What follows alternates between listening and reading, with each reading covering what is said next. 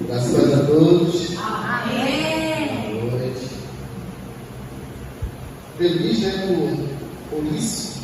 Não estava esperando, né, mas de alguma forma estava meio pronto. Né, eu acho que essa é uma condição de fato da vida cristã. Né? Precisamos estar pronto, mesmo não sabendo o que pode acontecer, mas estar pronto. Pronto para algo muito bom que venha acontecer, com fé. Algo que até mesmo negativo que venha acontecer, possamos estar alicerçados no Senhor para, mesmo que ele não esteja esperando, mas eu estava pronto, estava firme em Deus para receber até mesmo uma pancada. Né? A nossa vida cristã de fato é baseada em está pronto. Está pronto também para a vida do Senhor. Está pronto para ministrar uma mensagem, está pronto para orar, para cantar, para decidir. De alguma forma, a nossa vida cristã tem que ser baseada nisso. Em estar pronto, em fazer, em seguir, em ser. Então, quando o pastor falou, você, sim, tem aquela regra, mas também, né? Já vai fazer um bom tempo, né? E eu não venho me ousando a tomar decisões equivocadas baseadas nos meus desejos, nas minhas vontades, mas sempre esperando o Senhor liberar para mim, sabe? Ultrapassar sinal vermelho nos leva a um acidente. Fazer o que eu quero, porque eu acho que vai ser assim do meu jeito. Eu fiz muito isso há anos atrás, então, para quem me segue e me acompanha, eu vim crescendo para baixo, vim nessa vibe de submissão, de obediência, de espera, no momento certo, você vai começar a produzir. Né? Então eu peço aos irmãos que fiquem intercedendo por mim, que sejam pacientes, eu estou enferrujado. Faz muito tempo que eu não venho aqui numa vibe dessa. Uma coisa que eu sempre quis fazer para que foi tomar um copo de água desse. Você vai fazer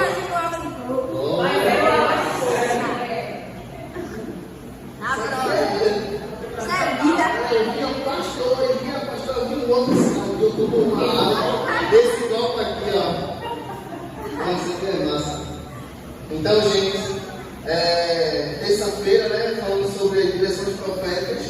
Eu estou aqui hoje por conta de uma palavra profética, né? Há anos atrás, o pastor falou, né, dizendo, João, vai um momento que não vai ser eu pregando o tempo todo, vai ser um momento que vai chegar a sua vez está ministrando, a vez de outra pessoa está ministrando. Então, se eu for aqui hoje, de fato, com uma palavra profética liberada, que hoje está se cumprindo, né? E nessa terça-feira, eu vim, sabe, na interrogação com o Senhor sobre o que falar. E Deus, ele foi me mostrando o caminho, foi trajando, e eu vim acompanhando por aquilo que o Espírito Santo estava me mostrando, e fiquei muito feliz. Espero, de fato, que você receba, que seja frutífero aquilo que eu vou estar compartilhando com você, que você esteja aberto para receber a palavra do Senhor nessa noite, amém? Bom, nesse feito, pegando esse embalo do profeta, pegando esse embalo que está pronto, né? Iremos ver vários profetas prontos. E um grande detalhe é a questão da disponibilidade deles, sabe? Além de sermos úteis, precisamos ser disponíveis para o Senhor. Esses dias eu fiz uma venda ali no meio meu, que era muito bacana, porém, ela não estava em utilidade, então eu descartei. E eu fiz que isso aqui é muito espiritual. Porque assim, mesmo a gente como cristão, a gente pode dar o seu cliente, mas talvez você não esteja disponível e útil para o Senhor. Não é que ele vai descartar quando eu fiz para o meu bem, mas ele vai te deixar de canto. Né? Às vezes eu vim de metrô, eu acho que ninguém está pregando no metrô, porque eu parei de pregar, eu chego no metrô e digo, eu vou pregar. Mas sabe o que é isso? Quando eu esfriei, o Senhor me colocou de canto, eu não mais dois. E outros, porque a obra não depende da gente, depende dele. Você fala, se eu parar, ninguém faz. Vai, meu irmão, vai até melhor que você. Sabe? Por isso que a gente precisa estar pronto, precisa estar disponível ao Senhor, precisa ser uma pessoa útil para o reino de Deus. E aqui, quando eu vi essa palavra do profeta, a profecia, eu preciso pelo menos tentar entender, para também destrinchar para as pessoas o que é que está voltado, o que é que está alinhado. com isso, né? Eu achei muito válido. E aí eu queria trazer esse comercial a respeito disso, né? A respeito da etimologia da palavra profética, que é muito interessante. E tanto no Velho Testamento quanto no Novo Testamento, o profeta tem a ver com anunciador. Isso é muito profundo, né? Além disso, o profeta, no grego original, né, ele tem a ver com fornecedor de luz. E isso é algo muito interessante. Eu queria que você declarasse, né, essa palavra, dizendo: eu sou um anunciador. Eu sou um anunciador. Você também declarasse: eu sou um fornecedor de luz. Eu sou fornecedor de luz. Deus, ele nos chamou para esse chamado. Tem algo em nós, por mais que você tenha um traço específico para alguma coisa, tem traços de profeta em nós. Em ser um anunciador, em ser um fornecedor de luz. O anunciador é uma pessoa que muitas vezes, no momento da interrogação na vida de muita gente, ele chega e faz total diferença. Um exemplo, vamos supor que a gente está com uma grande dúvida. Vamos pegar a situação da vacina. É para tomar ou não é para tomar? É para tomar ou não é para tomar? Aí chega um cara estudado e dá uma nota de esclarecimento. É para tomar, porque é saudável. Alguém anunciou uma verdade ali para a gente poder se posicionar. Mesma coisa é na vida profética da gente para com o outro. Quantas pessoas, quantos amigos nossos, quantos familiares nossos, que estão na interrogação sobre Jesus, ele vai voltar ou não? Jesus, ele me ama do jeito que eu sou, com a prática que eu consumo, com as coisas que eu faço ou não? Jesus, ele quer ir desse jeito ou quer me jogar para outro país e quer fazer o mesmo princípio? Aí a gente fica sempre essa interrogação. Quem é que tem essa interrogação? É o profeta, ele, você é o anunciador da verdade.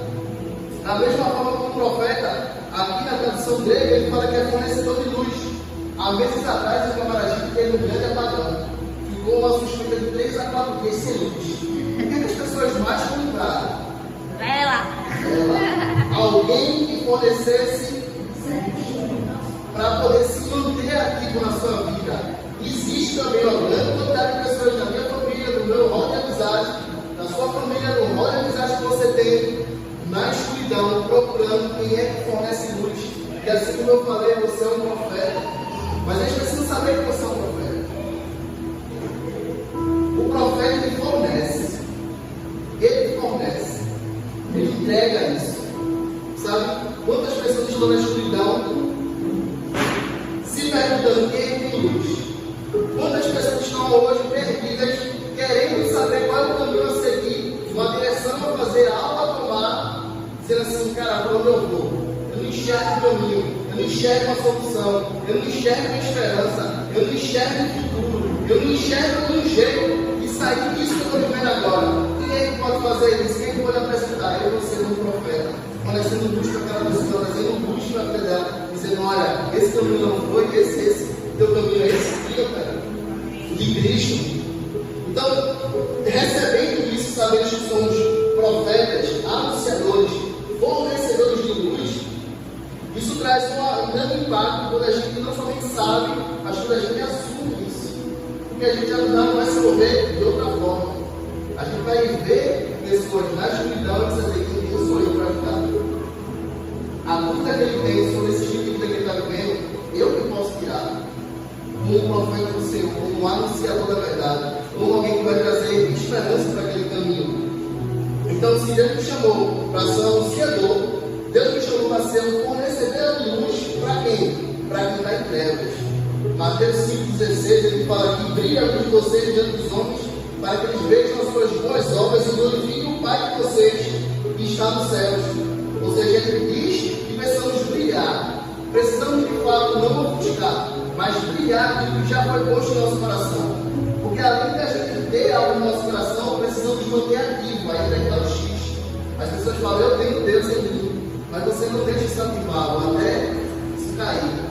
O que eu preciso fazer? Eu preciso se alimentar de luz, preciso estar na presença de Deus. Salmo 119, ele fala que lâmpada para os meus pés é a tua palavra, ou seja, é ali que eu vou pegar, é ali que eu vou me manter vivo, é ali que eu vou ter esse brilho e temos para dar para os outros. Precisa ser florescida, precisa pegar da fonte. A fonte é exatamente isso aqui. A fonte é a palavra do Senhor. E aqui, sabendo que nós somos luz, sabemos que brilhamos para que Deus seja glorificado, sabemos que precisamos estar sendo alimentados dessa luz para continuar fornecendo para outras pessoas. Aí vem alguém e pergunta: eu tenho luz, eu me alimento da palavra, estou cheio de luz, mas a luz resplandece na luz? Não. A luz resplandece aonde? Nas trevas. E antes de você falar que a luz resplandece nas trevas, a Bíblia já falou que a luz resplandece nas trevas. João capítulo 1, versículo 5, ele fala: a luz resplandece nas trevas. Sabemos que como profeta, aqui é um lugar maravilhoso de estar, de anunciar, de fornecer luz. Mas não é aqui que a gente vai resplandecer. Sabe? Mesmo eu vendo com muita unção, com muito desejo de despejar aquilo que eu recebi, não vai ser exatamente aqui. E também aqui é um lugar para se despejar, porque aqui também entra pessoas precisando de luz, precisando de uma palavra de direção. Mas eu quero dizer para vocês que o lugar que a gente pode de fato resplandecer é nas trevas. A Bíblia vai falar que Jesus nos tirou do reino das trevas. Deus nos tirou do reino das trevas e colocou no reino de luz, seu filho amado. Veja, Deus, Cristo foi, saiu da luz, ele não tinha essa luz, saiu de lá e foi nas trevas, resgatar eu e você. Aí vem eu e você, cheio de luz, cheio de. Para ter isso, para não ir para uma rua, para não abraçar um mendigo, para não abraçar uma prostituta, para não abraçar alguém que está fora do caminho do Senhor, dizer: mas eu não vou não, isso não é para mim. Ele cuidado com você. Precisamos duplicar isso do lado do outro, trazendo isso para cá, sabe? Resplandecer nas trevas. Eu não estou falando para você estar em trevas, mas eu estou falando para você assumir o papel de profeta, saber que você é um anunciador, saber que você é um fornecedor de luz, se alimentar dessa luz e estar nesse lugar. Por quê? Algo interessante que eu falei aqui há uns dias atrás, eu vi que ser cristão é muito crazy, porque você tem que ter uma vida incrível, tanto na dedicação ao Evangelho, mas também a sua casa, a sua família, o seu trabalho, os seus estudos. E aí, quando chegou essa parada aqui, eu fiz faz todo sentido. Porque eu cheio de luz, como diz Mateus 5, eu me alimentando da luz, como diz o Salmo 119, o meu ambiente nem sempre é luz. Sempre a gente tem um amigo que está nas trevas. Sempre tem um lugar do trabalho que tem alguém ali cheio de capetado, você fala: meu Deus, só o Senhor Jesus. Sempre tem alguém no estudo, na vizinhança, que você fala: meu Deus, a missão do Senhor Jesus. É exatamente para isso, cara. É exatamente para isso que Ele nos chama, para sermos luz, para nos enchermos de luz, porque nem sempre a gente vai dar esse ambiente aqui. Mas quando a gente for lá para fora, a luz vai resplandecer nas trevas. É verdade. O que não pode fazer, o que podemos fazer, é passar a luz nesses ambientes. Sabe? Imagina você passando no lugar, você sabendo, com total consciência, que você tem a solução para aquele ambiente. Você tem a resposta para aquele lugar. Sabe? Eu conheci um irmão chamado irmão Joaquim, eu amo muito ele. Há tempo, falo dele quase todas as vezes que eu tenho uma oportunidade, porque foi uma pessoa que me ensinou muito a respeito de Jesus e sua amizade com Jesus. O irmão Joaquim, pastor, quando ele saía de casa, ele dizia ao dia dele que ele não tinha hora para voltar. O irmão Joaquim era um catador de trevas. Ele passava no teste final da área do povo, trazia luz para esse lugar. Expulsava demônio, convertia pessoas. Ele trabalhava numa distribuidora de alimentos. Ele trabalhava descarregando cesta básica. Cara, tinha dias que às vezes o irmão Joaquim não conseguia nem bater a meta e descarregar essa cesta básica, que tanta gente se converteu dentro do supermercado. Ele ministrando ali naquele trevas. Sabe? Ele não deixava passar aquilo. Quando ele passava e viu um ambiente de trevas, sabendo que ele era o conhecedor de luz, sabendo que ele era o anunciador, o tirador daquela dúvida, daquela interrogação da vida da pessoa. Eu isso achava sobrenatural na vida dele, amava o irmão Joaquim. Então, sabendo que somos exatamente isso, precisamos nos conectar. Sabe? O Senhor vai me colocar em algum ambiente de trevas. Porque ele quer tomar, ele quer na prova? Não, ele quer que você respondeça.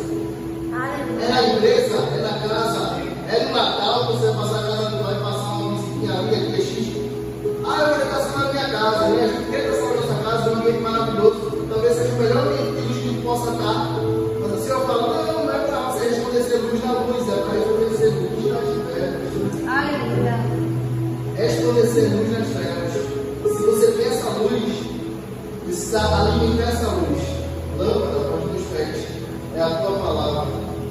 E aqui o Senhor vem falando que quanto mais a gente se move nesse posicionamento de entregar o que a gente não perde, a gente tenha mais a porção. Isso faz com que a gente vire ambicioso em falar de Jesus, oportunista em falar de Cristo, sabe? Eu tirava há tempos, né, esse valor de cesta básica, me lembrei muito aí das ações que eu fazia, e era exatamente sobre isso. A gente procurava pessoas que estavam precisando para, de fato, resplandecer muito na vida daquela pessoa. A cesta básica era só o meio de chegar naquela pessoa. Não era o final, era o meio, para a gente poder, de fato, apresentar Cristo. Então, ainda continuando a respeito dessa profecia, profeta, né? A Bíblia vai falar que nem tudo, o profeta muitas vezes ele se direciona a alguém que fala sobre fatos futuros. E não é exatamente isso. Mesmo no Antigo Testamento, a maioria dos profetas anunciando algo a respeito do futuro, essa não é a maior característica do profeta, mas sim de exortar e advertir. Domingo que a gente tem na pregação do pastor Paulo, ali foi uma aula de exortação. Exortação não é só um grito na orelha que conserta. Exortação é apoio, é motivação, é conduzir pessoas para fazer algo que leve ela para um caminho melhor. Parece que exortação é uma palavra pesada, mas é uma palavra maravilhosa. Se a gente soubesse, a gente procurava igrejas que tem exortação, sabe? As pessoas chegam pela palavra cajado, tem cajado. Cara, isso é confronto, não é para enriquecer, é para melhorar. É por isso que eu amo de fato essa comunidade. Porque aqui não é para aumentar o meu ego, é para me fazer um cristão melhor. Então, se é para me corrigir e vai doer, eu não quero, eu não gosto, poxa, pastor, eu não gostei, foi pro mal, bem. Porque eu vou me afastar de algo que dói, mas me faz bem. Um remédio para casa, por exemplo. 2 remédios, e fala, isso aqui é um gosto horrível, mas isso aqui vai me fazer melhor. Chega. Quando eu ver uma palavra de exortação, de confronto, tu corre logo, tu vai te fazer bem, porque está te fugindo. Uma injeção que vai doer, você fala, minha filha, você tem que tomar isso, senão você não vai melhorar. Você fala, doutor, é tomar, vai doer, vai fazer bem. Mesma coisa a palavra de exortação. A palavra de exortação do grego significa paraclesis, que abrange muito mais, além de ajudar, né, motivar, ela vem reconciliar, ela vem consolar pessoas, ela vem corrigir pessoas. Então isso abrange muito e consegue nos dar uma visão melhor a respeito do profeta.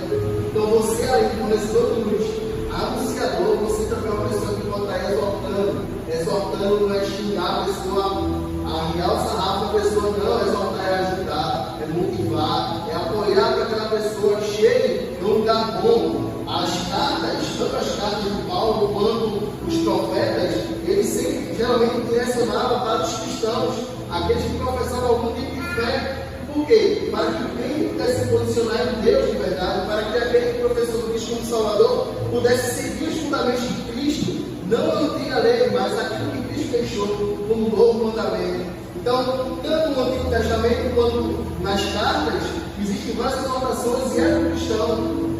É para mim e para você a exortação, para a nossa melhora, para o nosso crescimento. Então aqui vem um significado que eu já falei, mas eu queria levar vocês para um exemplo de exortação. Vocês vão perceber que não é algo pesado, como a gente acha que é. Veja Paulo exortando lá em Romanos capítulo 12. Deixa eu catar aqui. Você fala, meu Deus, eu nunca quero ser exortado. Mas se você soubesse o quanto isso é bom para a sua vida, você procuraria só pessoas que te exortassem, porque pessoas que querem teu bem. Pessoas que vão falar aquilo que você não quer, mas é aquilo que eu preciso. Romanos 12, versículo 8. Cadê? Olha aqui, ó. Diz assim, ó.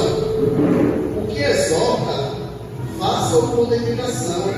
O que contribui, com liberalidade. O que preside, com diligência. Quem exerce misericórdia com alegria. Isso aqui é exortação. Ele está motivando aqui as pessoas a melhorarem.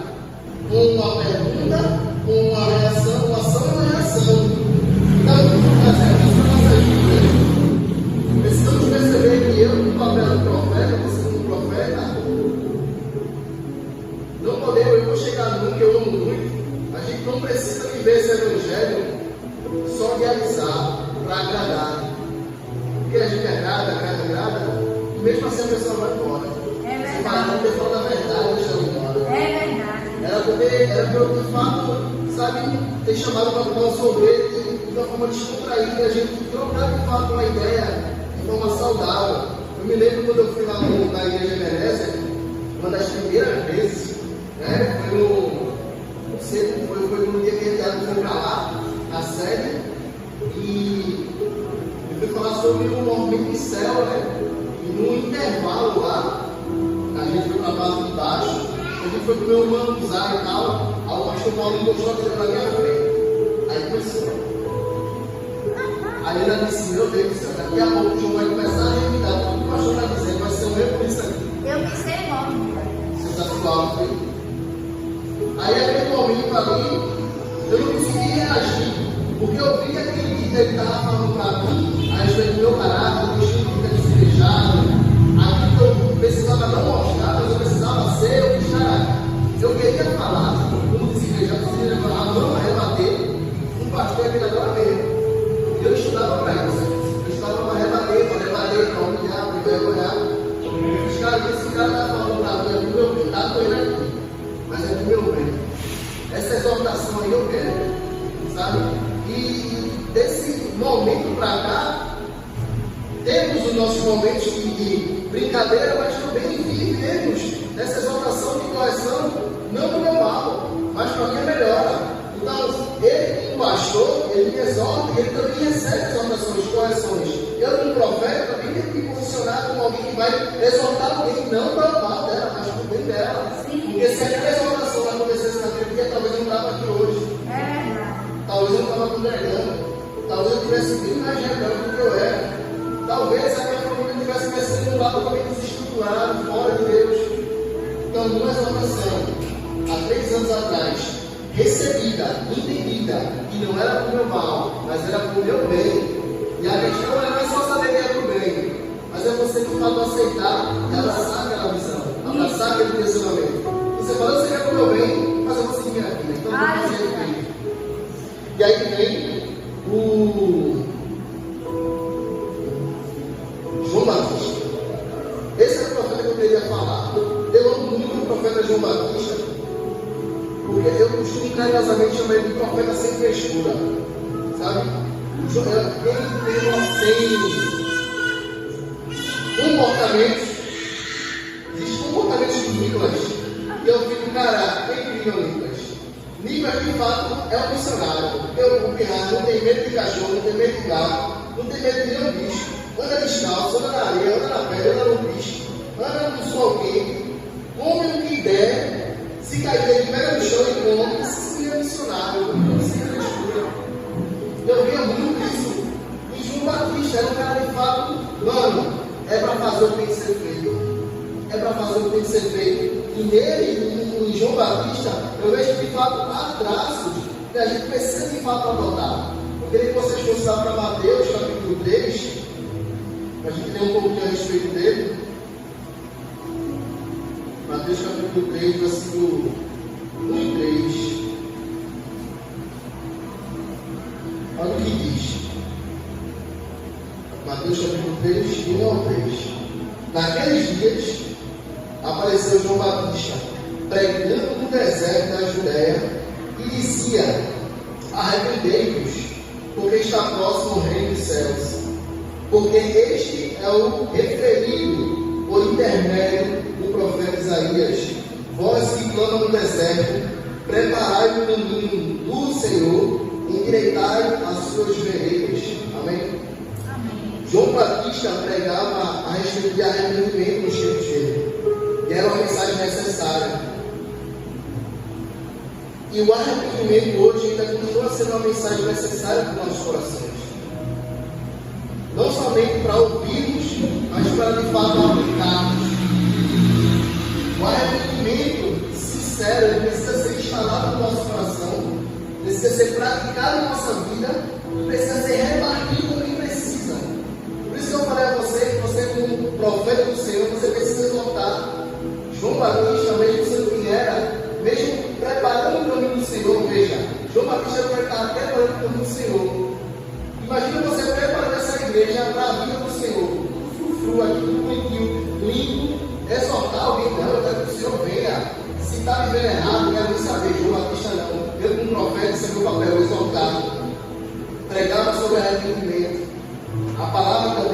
nós a respeito de arrependimento. A palavra também ela precisa ser vivificada em nossas vidas a respeito disso. Instalar em nosso coração arrependimento, praticar essa verdade e compartilhar o que precisa. Quem é o nosso rol de amizade que precisa ser exortado, que precisa ouvir sobre arrependimento? A gente precisa chegar a essa pessoa, a gente precisa dar uma acenada para ela e dizer: olha, eu tenho algo para te falar que tu vai gostar, mas é do teu bem. Sabe, o que João Batista estava fazendo era preparar o caminho, mas ele não focava simplesmente no segundo profeta, ele executava de fato as suas funções. Então, o profeta João Batista, ele vai mostrar na Bíblia, a Bíblia fala sobre ele, que o quanto ele é importante no seu ministério, preparar o caminho para o Senhor. E o Senhor falou muito sobre isso para mim a respeito da importância. Sabe, o Senhor não traria você para fazer parte do corpo de Cristo se você não fosse importante. Ele nunca te chamaria, ele nunca te atrairia para estar perto dele se o ministério que ele tem para nos entregar não fosse importante e relevante. João Batista ele foi levantado não por conta dos seus traços ou características, ou seus costumes, ou porque ele era um judeu, mas porque de fato ele executaria o seu chamado. Se você professa fé, se você de fato vem se aproximando de Cristo, vem dessa caminhada, é necessário que a gente possa avivar essa chamada de Deus por nós. Porque se você não conseguir valorizar a chamada de Deus na sua vida, entender que o ministério que ele tem para você é relevante para essa igreja, para a igreja, cara, a gente vai viver um evangelho totalmente medíocre. A gente vai viver um evangelho de fato flertando com o pecado. A gente vai ficar um pé dentro e um pé fora, porque a gente não consegue enxergar o quanto o ministério do Senhor em mim é importante para a igreja, é importante para a minha família, é importante para os meus amigos. Por isso que João Batista foi chamado, sabe? Somos escolhidos e se fato de algo extraordinário. Lá em Romanos 8, a Bíblia vai falar que somos em Cristo, somos mais que vencedores. Mas algo interessante eu vi, que mesmo antes de a gente conhecer a Cristo, nós já somos vencedores simplesmente por nascer.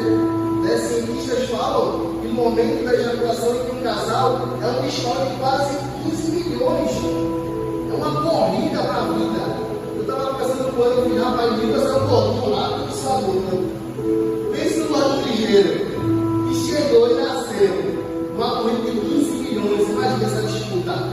E você veio, velho. Você venceu antes de conhecer a Cristo. Tu acha que de fato entre 15 milhões ele disse assim: você que vai vir na terra, seria de fato para viver o evangelho totalmente menor daquilo que ele quer para nós? Não é, sabe? É um avivamento de mistério, sabe? Você poder reconhecer o que Deus quer fazer por meio de você. Porque caso não, cara, a gente vai de fato escurecer na fé, vai ficar satisfeito com aquilo que a gente faz para o Senhor, vai ficar satisfeito com o nível de oração que a gente tem, vai ficar satisfeito com o nível de leitura que a gente tem, vai ficar satisfeito com aquilo que a gente fez no passado, porque no futuro eu já cansei, vou nem fazer mais, porque simplesmente a gente não está conseguindo ver o valor do ministério que o Senhor confiou a mim e a você. João Batista, quando o Senhor, João Batista, eu te levantar para isso. João Batista carregava só a parada com minhas mentes. Eu sei que no momento de algum de vocês aqui, em algum momento, a gente colocou uma faca na caveira e disse: ninguém me para. Verdade. E eu sou a primeira pessoa. Esse cara, ninguém me para, velho. Numa rua que eu não entro, numa pessoa que toma bola. Chegou um momento que eu fiz: cadê o João? Quantas pessoas perguntaram como é que é o João? Verdade. Eu me perguntei comigo: cadê esse cara, velho? Cadê a valorização do ministério que o Senhor me confiou? Cadê aquela, sabe, que eu estava em casa, pastora, orando ao Senhor? Teve um momento que eu comecei a gargalhar. Eu disse: meu irmão, o Satanás perdeu, velho. Ele me perdeu porque ele me queria. Ele me perdeu porque ele me queria. Eu tenho convicção disso. Se você foi chamado por Cristo, cara, Ele tem sangue, Ele tem sede do seu sangue. Ele de fato quer você na sarjeta.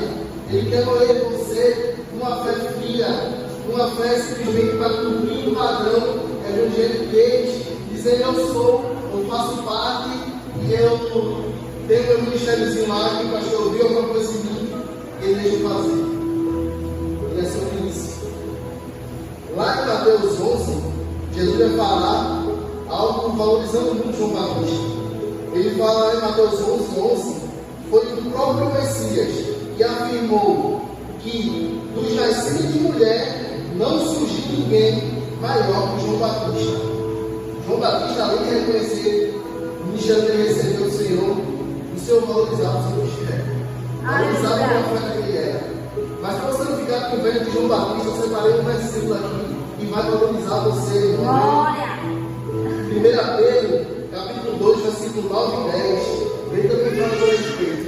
Ele fala a meu respeito. Ele fala que nós somos uma raça eleita.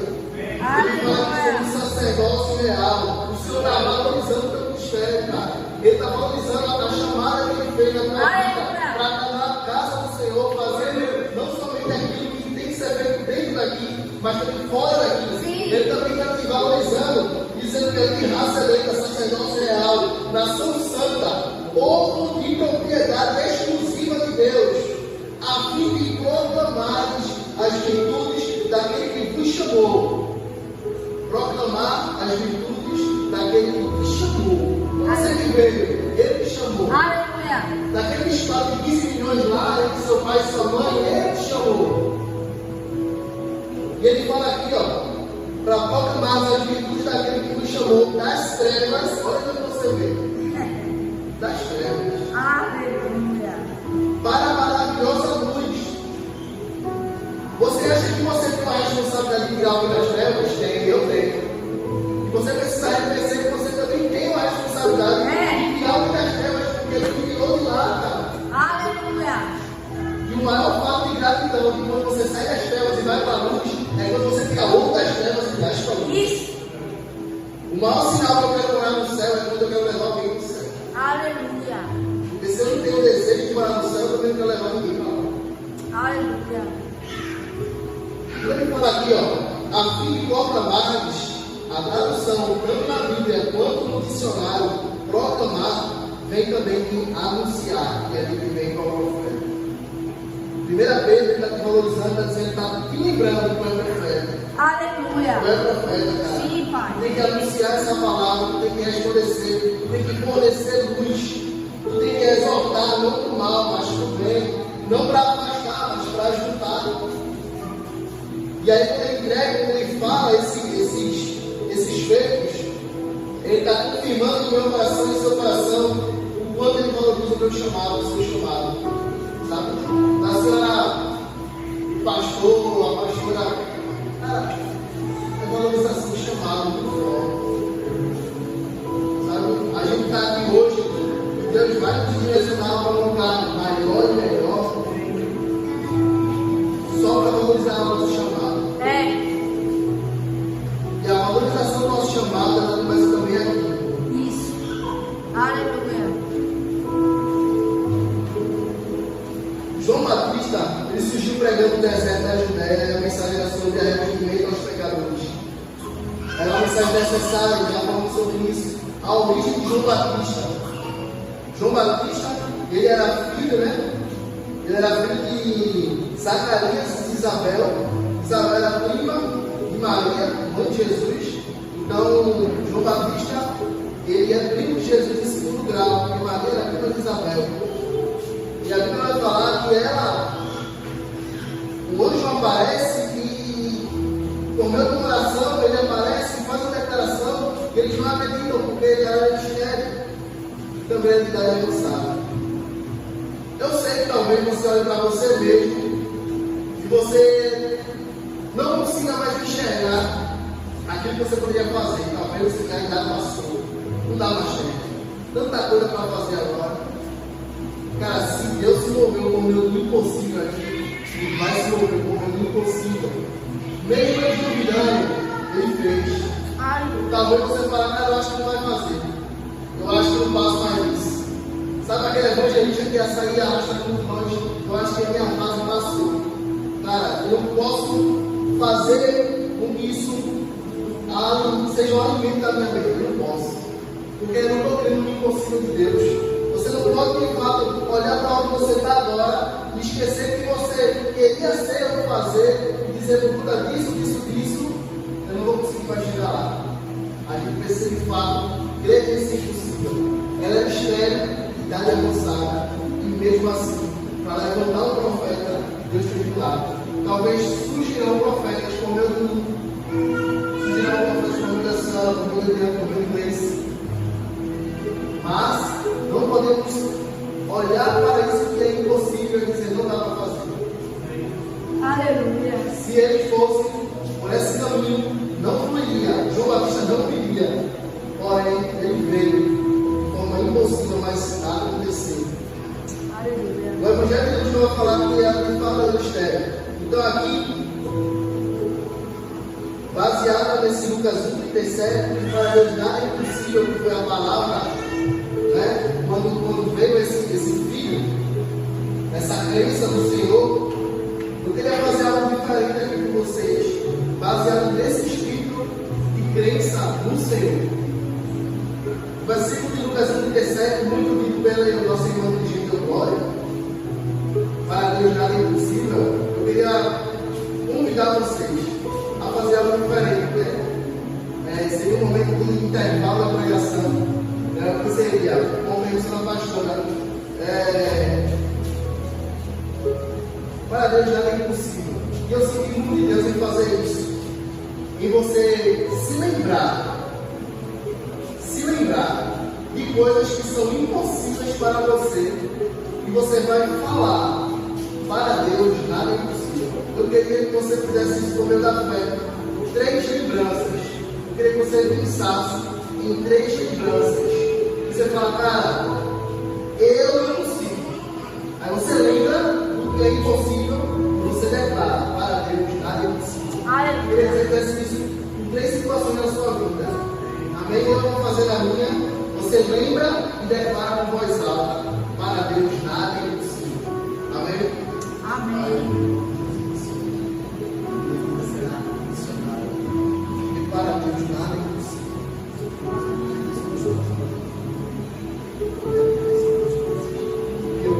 Para Deus nada é impossível. Nada é impossível a ti, Deus.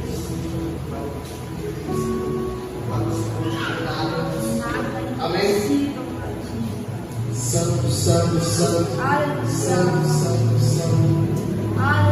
Glória a Deus. Para Deus nada é impossível. Para Deus nada é impossível.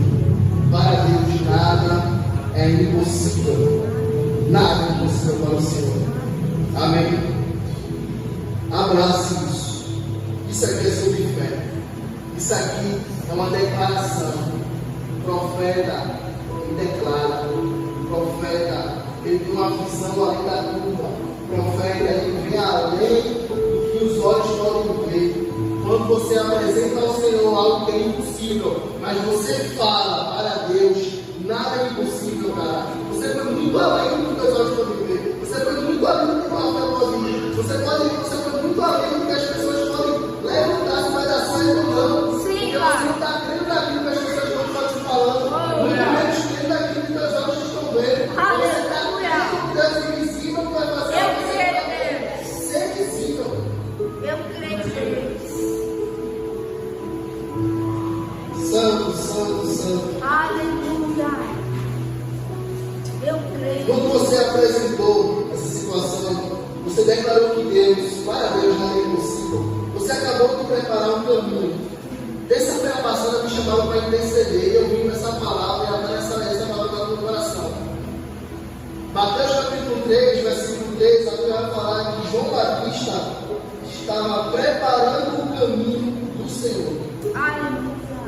Quando você fala, para Deus nada é impossível, apresentando a sua causa, você está preparando o caminho para a execução do que Deus vai fazer. João Batista vai preparar o caminho. E eu vejo João Batista aqui com uma tipologia da igreja. preparou o caminho para Jesus vir. Mateus 24:14 vai falar que quando o Evangelho for pregado nas 4 nações, aí será o fim. Ou seja, eu e você como igreja precisamos preparar o caminho para o Senhor. João Batista preparou o caminho para ele. Eu e você precisamos preparar esse caminho para que ele venha. Como João, me posicionando como um profeta, aquele que anuncia, aquele que fornece luz, aquele que exorta, não para afastar, mas para aproximar. Talvez você seja o seu maior profeta. Talvez você seja a pessoa que mais se flagela. Talvez você seja a pessoa que mais se corrija. Isso é maravilhoso. Você poder de fato se colocar no lugar do profeta para você mesmo. Aonde eu preciso melhorar? Qual a verdade que você precisa falar para você mesmo? Para você de fato poder voltar para o primeiro amor. Voltar para ter os pés iluminados pela palavra, como diz o Salmo 119. Nesse momento, quando João Batista que vem para preparar o caminho, eu disse, cara, eu preciso evangelizar. E quando eu evangelizar alguém, eu estou preparando o caminho para o Espírito Santo impactar aquela vida. Aleluia. Quando você intercede por alguma situação, você está preparando o caminho para que o Senhor haja. A pastora apresentou aqui um pedido de intercessão, eu apresentei. O que é que a gente está fazendo? O mundo espiritual, preparando o caminho. Eu não vou conseguir passar isso se você está nessa palavra. Que de fato foi impactando para mim. Preparar o caminho. Você fala, meu Deus, não tem jeito. O caminho está totalmente escuro. Prepara. Prepara esse caminho para passar. Sim, para eu fazer a sua vida. Aí aqui mais na frente falando de Mateus, que assim como João Batista preparou o caminho para o Senhor vir, nós como igreja precisamos preparar esse caminho para que o Senhor venha. Interessante que João Batista, como eu falei, é um pregador sem frescura.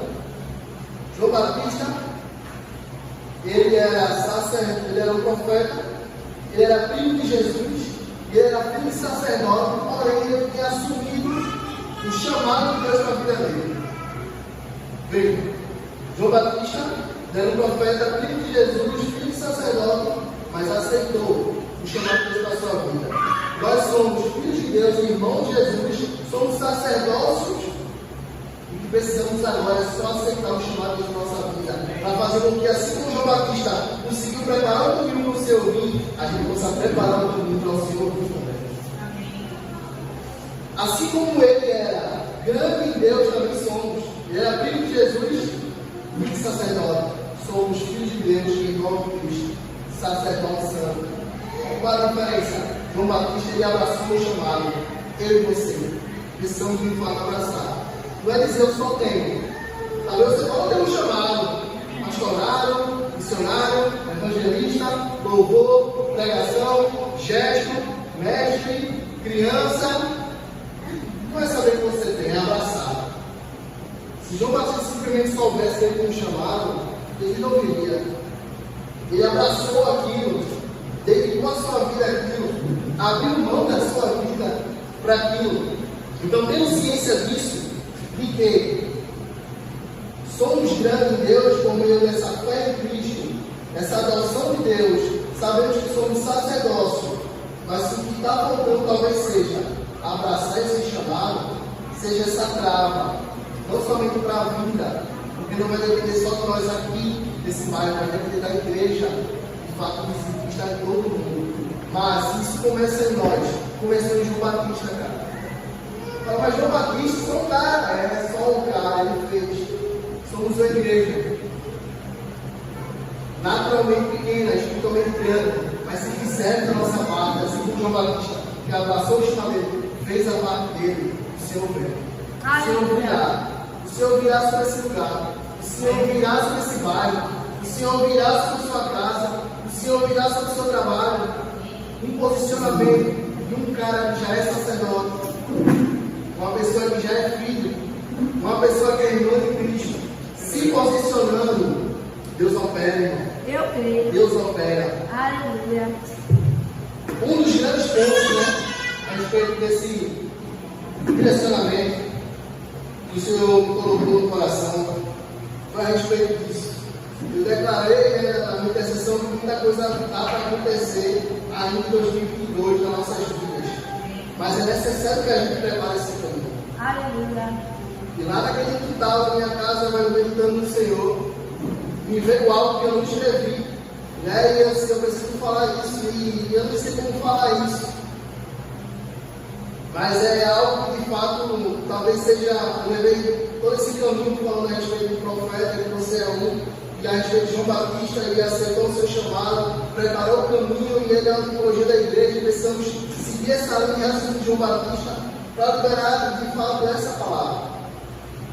A gente precisa preparar o caminho para que o Senhor opere em nós, ainda em 2022, para que em 2023 Ele possa operar através de nós para outras pessoas. Amém. Está na Esse hora. mês não é, esse finalzinho de mês para dezembro, não é pensar só em festa, Simbora. não é pensar só em Natal, Aleluia. não é pensar em Réveillon, não é pensar em casa de praia, não é pensar no Chester, não é pensar em família unida. Glória. Ele disse, Senhor, alumia meu coração ainda em 2022, para que em 2023 o Senhor possa operar através de mim outra pessoa. Então você fala, em um mês, João, em um mês. Um mês cheio de Aleluia. abraça seu chamado, cara. Está na hora. Eu estou Aleluia. cheio de coisa para fazer no final de ano, tem tanta coisa para organizar. Abraça seu chamado. João Batista abriu mão, Jesus veio. Você quer de fato, a gente quer ver um rebuliço, a gente quer ver se mover, quer ver pecadores entrando por aquelas portas, mas não podemos abrir mão do chamado. Aleluia. 2023 é um ano ainda da gente buscar se alinhar com o Senhor, preparar esse caminho na oração, na intercessão, no arrependimento, no recebimento de exaltação, no anúncio do Evangelho, no florescimento de luz, para que o Senhor alinhe o nosso caráter, para que 2023 Ele possa nos usar para alinhar outros caráteres. O pastor Pedro domingo está pregando sobre as 12 marcas, e essas duas que ele já soltou, já é um bom caminho para a gente estar preparando o caminho para o Senhor operar. Primeiro, discipulado e crescimento. Se formos discípulos melhores para o Senhor, se crescermos espiritualmente em fé, e no segundo dia foi sobre santidade, doutrina da santidade. Esses 3 pontos já ministrados aos domingos já é uma base sobrenatural para a gente poder se alinhar ainda em 2022 para 2023. Ser um discípulo de Cristo verdadeiramente, crescimento espiritual e a santidade, doutrina da santidade, buscar ser santo. Teve uma vez que eu fui na Jadipão, o pastor Vanderlei falou quase 1 hora e 20 minutos, no qual eu abracei e foi uma frase muito pequenininha. Ele falou que no momento da tribulação, levante uma bandeira. A santidade era uma bandeira. Ali o Senhor me mostrou. Quando vier uma tribulação, quando vier uma tentação, quando vier algo da tua carne para querer vencer o teu espírito, no momento de fraqueza, levanta a bandeira da santidade. E o pastor Vanderlei falou: santidade ao Senhor. O cara repetiu isso aqui 3 vezes lá. Santidade ao Senhor, santidade ao Senhor. Isso vai já quebrar muita coisa em nossa vida. Aleluia. Para que 2023, esse caminho preparado de santidade, discipulado, crescimento espiritual, possa ser algo que a gente vai ver coisas incríveis acontecendo. João Batista abraçou o chamado, o seu. Eu já mostrei a você que de fato o Senhor valoriza, por isso que você nasceu, por isso que você conheceu a Cristo, por isso que em algum momento você fala, cara, eu não quero ser desse lugar. Mas não depende de mim, não depende de você, cada um tem o seu chamado, e o Senhor precisa de fato operar através de você, mas com a sua permissão. Então, era isso que eu queria rebater com vocês. Espero que sido bênção, espero que tenha concluído. E é nós. Até a próxima mensagem. Amém. Uhul.